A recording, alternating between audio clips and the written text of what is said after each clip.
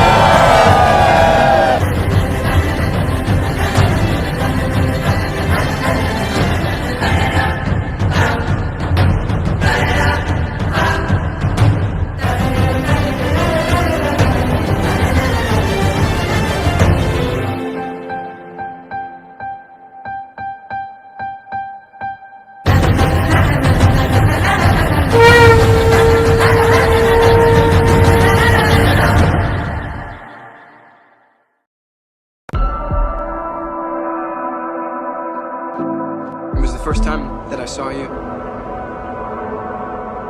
I had never seen anything so perfect. I remember thinking that I had to have you or I'd die. Then you whispered that you loved me, and I felt so peaceful.